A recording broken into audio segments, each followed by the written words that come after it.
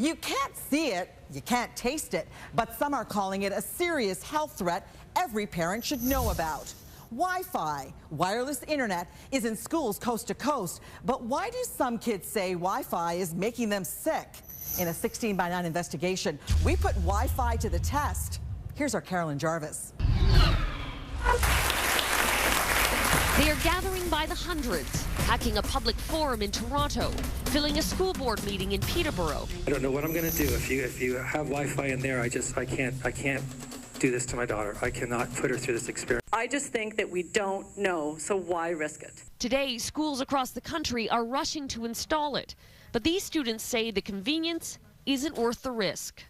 I had heart racing, headaches, nauseous. It's a really weird feeling. Weak, and I'm really shaky. And when they're not at school? Does it happen on the weekends?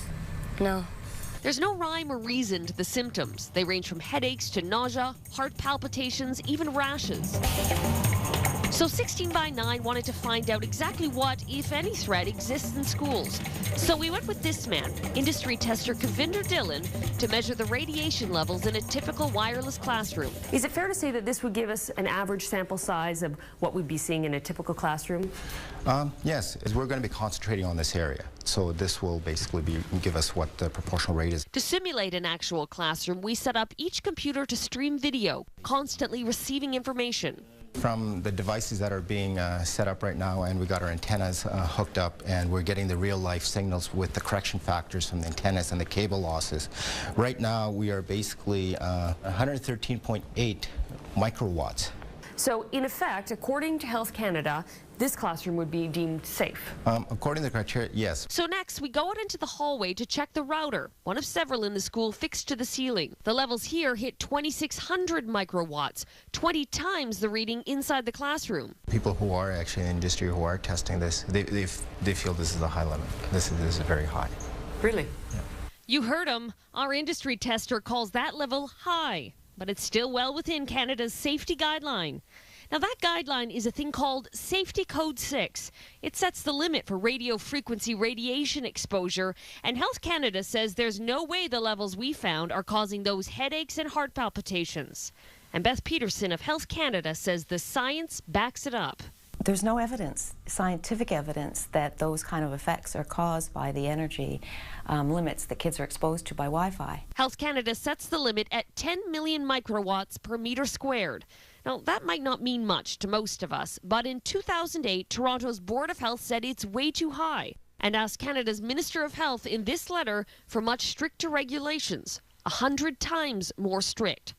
Health Canada never changed a thing. Still, no matter what any guideline says, these parents say they've seen it for themselves and Wi-Fi is harming their kids.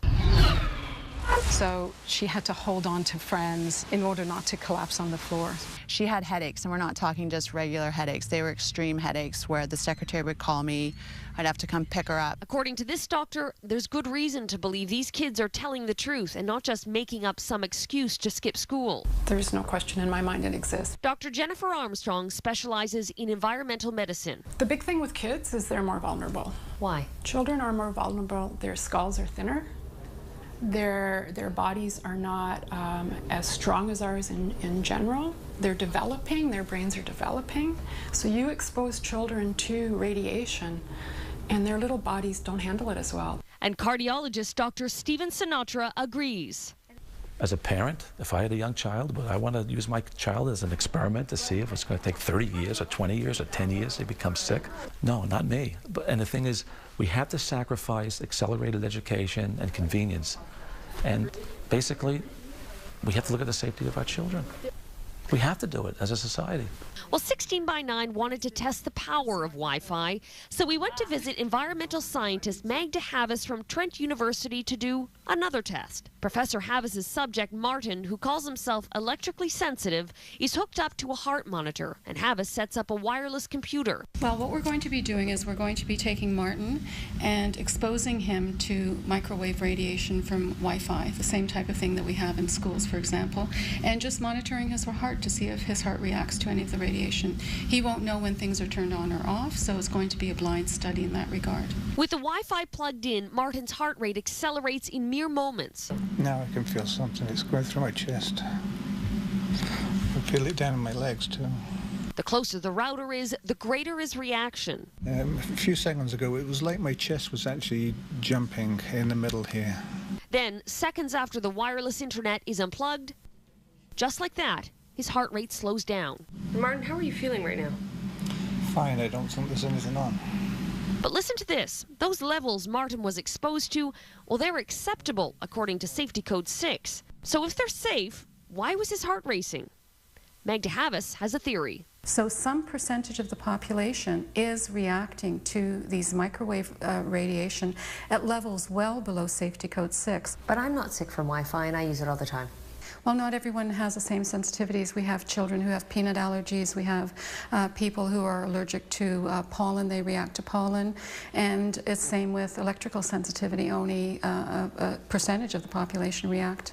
Still, Health Canada insists it's done its homework, looked at every bit of science, and that level of radiation won't hurt anybody. Our safety limits are set on, we use a weight of evidence approach. So there are thousands of articles, thousands of peer-reviewed scientific articles on the issue. 16 by 9 wanted to take a look at that evidence, so we asked Health Canada for its science. They sent us this, a list of 16 studies entitled Specific to Wi-Fi. So we did our own homework going through every study, and not a single one looks at whether Wi-Fi in schools poses a health risk to students. Havis says since Health Canada isn't controlling Wi-Fi, parents are going to have to. So are you suggesting that parents should tell their kids, a 13-year-old, a 14-year-old who may be attached to his laptop or his iPad, you should stop using that? It may not go over so well, but you know, when children want to smoke, and if you're a responsible parent, you allow your 13-year-old child to smoke. In my mind, there's no difference between the two. If anything, I think maybe microwave radiation is going to show up to be much more harmful than smoking, simply because of the amount of exposure that we're seeing in our everyday environment. So how about the people who make these products? We asked to speak to Wi-Fi manufacturers about the possible health effects, but they declined our request for an interview. The organization that represents them, the Wi-Fi Alliance, did, however, provide 16 by 9 with this written statement. Wi-Fi technology meets all national and international safety requirements and emits signals that are typically hundreds to thousands of times below the safety limits. All well and good, but back in the schoolyard, these kids may have reason to wonder if it's safe to go to school. What do you want done? For them to turn it off. Do you feel like there's anything you can do? No. I'm pretty sure they won't listen to us kids. As some schools in Canada race to install Wi-Fi, there are other schools that are concerned about reports of headaches, hyperactivity, and increased heart rates in children. Should we be concerned about wireless technology? And what exactly does it emit? Here again is our Carolyn Jarvis. Across the country, these parents, teachers, and experts are saying the same thing. There are children getting sick, and I don't think it's worth the risk. I really hate sending her to school, given the environment that she's in. Wi-Fi is toxic. It's a different form of toxicity, but it's toxic to our bodies. He would often complain of heart palpitations or chest pains. I'd start getting headaches, foggy vision, and just all weirded out. To expose my kids knowingly is very frightening for me. For me as a parent, I find it incredibly frustrating and scary and sad that no one's even listening to the concerns of the parents. Their concern? That radiation from wireless computers and this little contraption mounted in the hallways and classrooms of schools can make students sick. It's Wi-Fi, and Health Canada says there's no risk from the radiation it emits. That's just simply not true. That's simply not true. Dr. David Carpenter is a world-renowned expert in environmental toxins in Albany, New York, and he says the Canadian government is just plain wrong. What we do is look at the weight of the evidence. But that's what they said they did. They didn't.